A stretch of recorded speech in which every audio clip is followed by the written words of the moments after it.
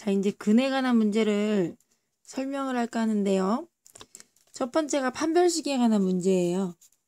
문제를 풀다 보면은 뭐 실근이다, 중근이다, 아니면은 뭐 서로 다른 두 실근이다, 허근이다, 아니면 근이 한 개, 뭐 두 개, 없다. 뭐 이런 식으로 근의 개수가 나오거나 근을 뭐 실근, 허근 이런 걸 판단하라는 문제가 나올 때 그때 우리는 판별식 D를 갖다가 사용을 하죠. 그죠? 실근이다 그러면은 판별식 D가 0 이상인 거를 얘기를 하고, 중근이다 그러면 판별식 D가 0이다를 이용하시면 되겠고, 서로 다른 두 실근이다 그러면은 이제 D가 0보다 크다 이렇게 하시면 되겠고, 허근이다 그러면 D가 0보다 작다 하시면 되죠. 근이 한 개다 그러면 중근이란 얘기니까 이렇게 D가 0이라고 하면 되겠고, 두 개라고 한다면 이제 실근이면은 이제 0보다 큰 거, 허근이면 0보다 작은 거 이런 식으로 가겠죠. 근데 중요한 거는 두 개일 때는 서로 다른이라는 말이 없으면 중근도 가능하다는 거죠. 두 개가 똑같을 수가 있으니까. 근이 없다라는 말은 거의 없는데 이제 교점이 없다라는 말로다가 쓰일 때가 있어요. 그래서 이제 허근을 갖는다는 의미로 교점이 없거나 아니면은 뭐 중학교 과정에서는 뭐 실근이 없다, 근이 없다라고 얘기할 때 실근이 없다라고 하는 거죠. 그렇게 나오면 허근 쪽으로 생각을 하시면 되겠습니다. 이건 뭐 다 알고 있는 내용이고요.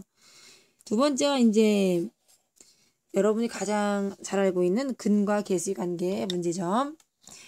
아이고 막 흔들려. 근과 계수의 관계. 선생님이 너무 찍는 게 힘들어. 어떻게 찍어야 될지 모르겠어요. 자, 근과 계수 관계를 식 하나로 표현을 하면은 x제곱 마이너스 합x 플러스 곱은 0이다 이렇게 얘기할 수가 있겠지.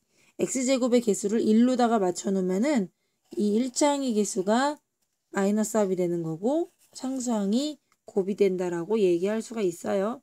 그래서 예를 들어서 뭐 알파 플러스 베타와 알파 베타처럼 합과 곱이 나오는 문제에서 사용하시면 되겠고, 아니면 어떤 문제를 풀 때 두근의 뭐 C의 값의 합을 구하여라 이런 말 나오면 근과 계수의 관계를 이용해서 문제를 풀면 더 빠를 수가 있겠죠.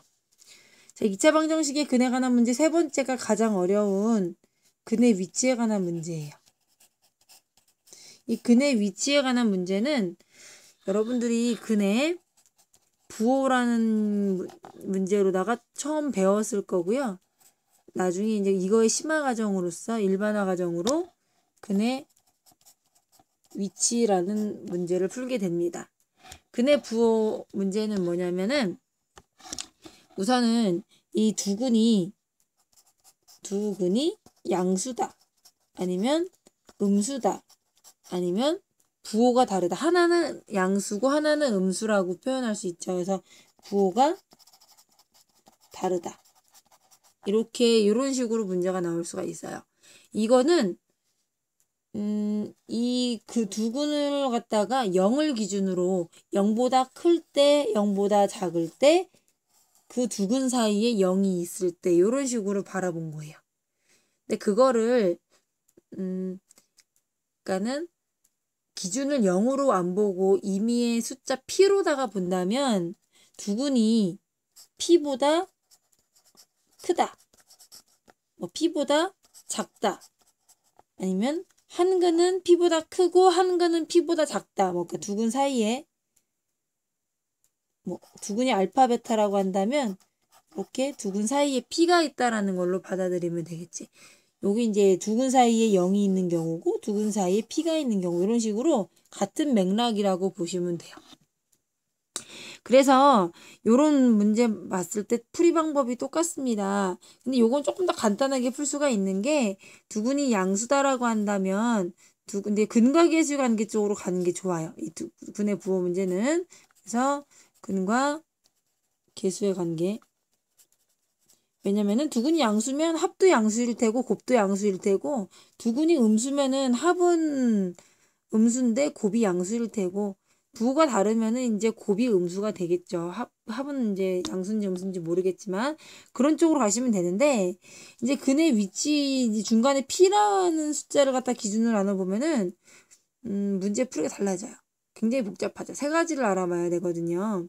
그래서 이제 여러분이 근의 위치라는 문제를 어떻게 파악을 하냐면, 아까 그 1번에서 판별식 문제랑 아주 유사해요. 두근이 뭐 서로 다른 두실근이다 뭐 이런 게 나오는데, 임의의 실수에 대해서 그런 말이 나오면 판별식 문제예요. 근데 뭐 x가 양수일 때, x가 2보다 클 때, 뭐 이런 식으로 뭔가 이렇게 x의 부호가 이렇게 정해진다면, x의 범위가 정해진다면은 그거는 근의 위치로 봐야 되는 거예요.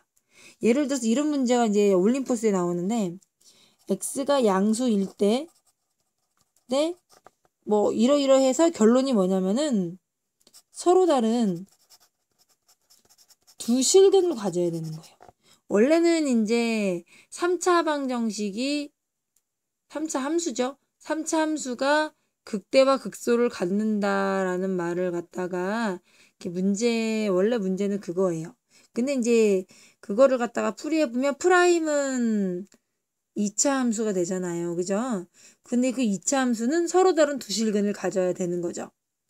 그래서 이제 x가 양수일 때 서로 다른 두 실근. 그 얘기는 서로 다른 두 실근이라서 판별식 문제인 줄 알았는데 이 범위가 주어졌기 때문에 근의 위치로 풀어야 한다. 그래서 세 가지를 알아봐야 되는 겁니다. 우선은 기본적으로 판별식이니까요. 서로 다르다 그러면은 d가 0보다 크다가 나와야 되겠죠. 그 다음에 두 번째로는 이제 서로 다른 두 실근이란 얘기는 아까도 얘기했지만 이렇게 x축과의 교점이 이제 바로 방정식의 해가 되는데, 이게 두 개가 확실하게 있다라는 얘기죠. 중근으로 접하지 말고. 하나는 알파, 하나는 베타 이렇게 있는데 이게 0보다 큰 데서 있으라는 얘기입니다. 그랬을 때 여기 이 0이라는 기준점이 되는 숫자, 뭐 임의의 p다 그러면 이제 여긴 p가 되겠죠. 그죠? 지금 이제 0보다 클 때라고 했기 때문에 기준점이 이제 0이거든요. 그랬을 때 이 0을 대입한 값이 양수냐 음수냐를 바라보는 거죠. 이 0이 대응되는 점은 쭉 올라가다 보면은 여기 위쪽에 어디 있을 거란 말입니다. 위에 있다란 얘기는 시계값이 양수란 얘기므로, 즉 f에다가 0을 대입한 것이 양수가 돼야 된다 이렇게 나와야 되는 거예요. 올림포스에서는 지금 프라임이 이제 서로 다른 두 실근을 가져야 되기 때문에 여기 프라임을 붙여갖고 생각을 해야 되겠죠. 자, 그 다음에 세 번째가 뭐냐면은 이거는 거의 이제 문제풀이에 영향력을 주진 않아요. 그냥 알고는 계세요. 여기 가운데가 이제 뭐냐면은 이제 대칭축입니다. 꼭지점의 x좌표라고 할 수 있죠. 그래서 x의 좌표가 마이너스 2a분의 b가 되는데요. 이 마이너스 2a분의 b, 그것이 0보다는 오른쪽에 있어야 될 거 아닙니까? 그죠? 그래서 오른쪽에 0보다 크다. 이렇게 세 가지를 봐주셔야 되는 거예요. 이 두 가지 뭐 p보다 크다 작다 이런 경우에는 이런 식으로 봐주시면 되는 겁니다. p보다 클 때라고 나와 있으면은 여기가 p가 들어가시면 되는 겁니다. 여기도 p가 들어가시면 되는 거고요.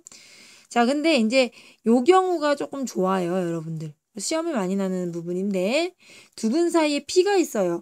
자, 그림을 그려보면 이런 식으로 돼 있는 거지. 이렇게 이차함수가 있을 때 알파와 베타 이렇게 있는데 두근 사이에 여기 p가 있는 거죠. 이렇게. 그러면은 이 세 개를 다 볼 필요가 없이 그냥 한 가지 어떤 걸 바라보냐면은 p를 대입한 게 양수일까 음수일까. 이 p에 대응되는 점은 여기 밑에 있잖아요. 그죠? 따라서 f에다가 이 p를 대입한 이 값이 음수다. 요거 하나만 보여주시면 됩니다. 물론 지금 선생님이 설명하는 건 전부 다 그 이차항의 개수가 양수일 때만 지금 예를 든 거지, 음수일 때는 거꾸로 생각을 하셔야 돼요.